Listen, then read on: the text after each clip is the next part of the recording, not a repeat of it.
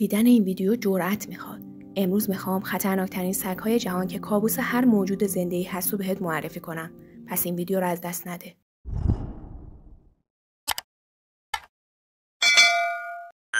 سگ‌ها به دلیل قدرت، سرعت و غرایز طبیعیشان همواره مورد توجه و گاهی هم ترس انسان‌ها بودند. برخی از این سگ‌ها به عنوان نگهبان‌های وفادار و برخی دیگه به عنوان شکارچیان ماهر شناخته میشن. در این ویدیو شما رو با 10 تا از ترسناکترین و خطرناکترین سگ‌های جهان آشنا می‌کنیم که مورد آخر اینقدر خطرناکه که فکر رویارویی باهاش کابوسی ترسناکه. پس آخر ویدیو رو از دست نده. مالاموت آلاسکایی.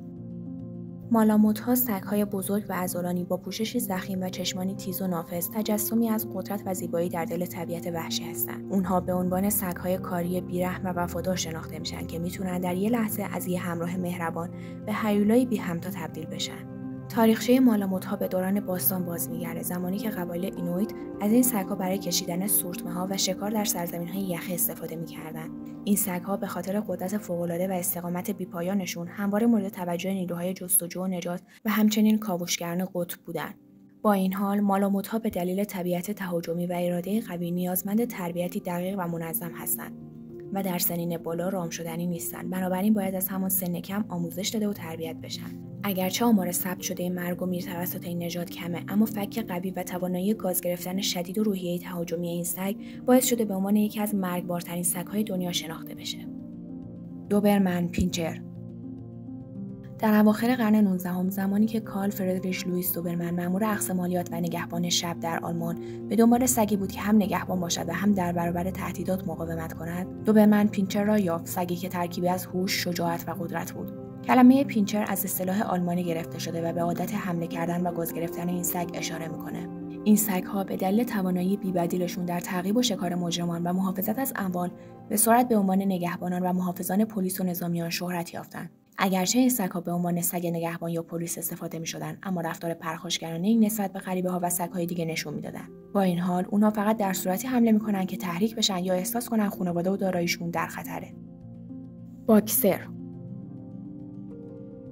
باکسرها برخلاف ظاهر خنده‌دارشان سگ‌های قوی هستند که اصلاً از غریبه‌ها خوششون نمیاد. این نژاد به خاطر وفاداری، زرنگی و محبتشون جز محبوب ترین سگ‌ها در آمریکا به حساب میان که انرژی زیادی دارن و میتونن تا 80 پوند عضله وزن داشته باشن. باکسرها در مواقعی که احساس تهدید و خطر بکنن، عضلات قوی خودشون رو به کار میگیرن.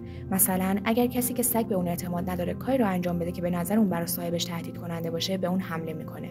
اگرچه طبیعتاً تهاجمی نیستن، اما تمایل به گاز گرفتن غیر کشنده دارن. اونها به خاطر توانایی بی‌نظیرشون در شکار حیوانات بزرگ و محافظت از اموال به سرعت به عنوان یکی از بهترین نژادهای نگهبان شناخته شدن و میتونن در لحظه‌ای از یک دوست وفادار به یک محافظ بی‌رحم تبدیل بشن. اگه تا اینجا ویدیومون رو دوست داشتین، لطفاً اون رو لایک کنین. گلدونگ. گلدونگ سگ‌هایی با جثه عضلانی و چشمانی تیز و نافذ هستند که حاله‌ای از قدرت و هیبت رو با خودشون به همراه دارن. شبی تاریک و طوفانی در حومه‌های پاکستان، جایی که بادهای سرد و زوزه‌های وحشی طبیعت به هر گوشه نفوذ کرده و سایه‌های درختان در نور کمسوی ماه ترسناکتر از همیشه به نظر میرسن، رو تصور کنید. در این لحظات پرهیجان و دلهره‌آور، حضور یک گلدونگ میتونه همزمان احساس امنیت و وحشت رو به همراه داشته باشه. صدای غرش عمیق و پرطنین این سگ‌ها همچون آوای مرگ میتونه هر کسی که قصد نفوذ به حریم اونها رو داره به لرزه در بیاره. گلدونگ‌ها بسیار قوی و قدرتمندن و به طور خاص به عنوان یک سگ جنگی پرورش داده شدن. از این رو بسیار تهاجمی هستن و کنترل کردن اونها دشواره. علاوه بر این، اونها طبیعتی بدخلق دارن و یکی از نادرترین نژادهای سگ به شمار میان. هاسکی سیبری.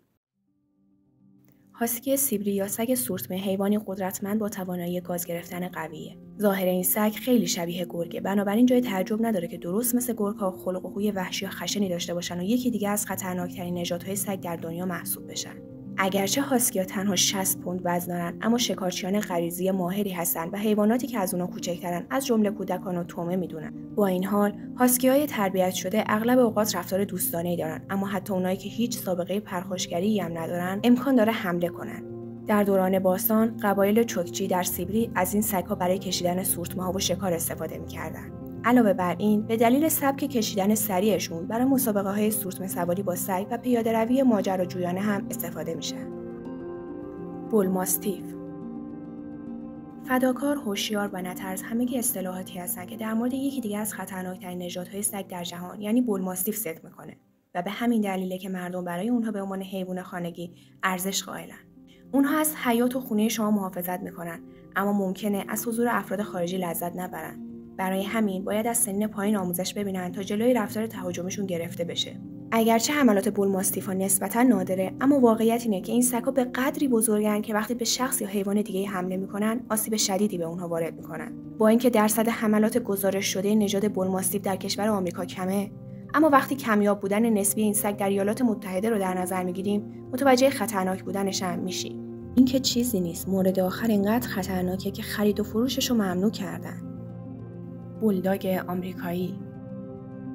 بولداگ آمریکایی یکی دیگه از خطرناکترین نژاد سگ‌های دنیاست. خلاف همتایان بریتانیایی خود، بولداگ آمریکایی هنوز یه حیوان قدرتمنده. اونها یکی از سگ‌های درشت و قدرتمندن و بدن بسیار عضله‌ای دارن. این سگ‌ها فقط 30 اینچ ارتفاع دارن، اما میتونن عضله جمع کنن و بیش از 100 پوند وزن داشته باشن. بولداگ‌های آمریکایی در ابتدا به عنوان سگ‌های مفید مزرعی پرورش داده شدن که میتونستن گراز و گاو وحشی رو شکار و نگهداری کنن، حیوانات موذی رو بکشن و از اموال صاحبانشون محافظت کنن. سگ بولداگ توانایی گاز گرفتن قدرتمندی داره و میتونه به انسان بالغ صدمه بزنه. با اینکه تعداد مرگ و میر ناشی از حمله بولداگ آمریکایی در ایالات متحده زیاد نیست و فقط حدود 4% از حملات مرگبار سگ‌ها رو شامل میشه، اما وقتی در نظر بگیریم که به ندرت این سگ به عنوان حیوان خونگی نگهداری میشه، آمار و ارقام حملاتش نگران کننده میشه. ژرمن شپرد. ژرمن شپرد سگ‌هایی با ظاهری برازنده و پرابهتن که همواره حاله‌ای از احترام و وحشت رو با خودشون به همراه دارن. این سگ‌های بی‌نظیر با بدنی عضلانی و چشمانی هوشمند و نافذ، تجسم کاملی از قدرت، سرعت و هوش در دنیای سگ‌ها هستن. ژرمن شپرد نژادی از سگه که منشأ اون آلمانه و میتونه بین 32 تا 45 کیلوگرم وزن داشته باشه. اونها سگ‌های کاری هستن که در دهه‌های اخیر در ارتش و نیروی پلیس مورد استفاده قرار گرفتن. اما باید در مورد شپردها احتیاط کرد، زیرا میتونن بیش از حد از خانواده و قلمرو خودشون محافظت کنن و اگه به درستی اجتماعی نشن، ممکنه رفتار پرخاشگرانه از خودشون نشون بدن. حدود 5% از کل مرگ‌های ناشی از گاز گرفتگی سگ‌ها در آمریکا به خاطر حملات سگ‌های ژرمن شپرد بوده. با این حال، تنها نکته مثبت این نژاد اینه که بسیار آموزش پذیر هستن. روتوایلر. روتوایلر سگ‌هایی با ظاهر ترسناک و هراس‌انگیز از جمله نژادهایی هستن که قدرت و وحشیگریشون افسانه‌ها رو زنده میکنه. این سگ‌های عظیم الجثه با عضلاتی آهنین و چشمانی تیره و بی‌رحم به عنوان نگهبانان مرگبار و شکارچیان بی‌همتا شناخته میشن. روتوایلرها یک نژاد قدرتمند با خصلت گله‌داری ژنتیکی و غرایز نگهبانی هستند.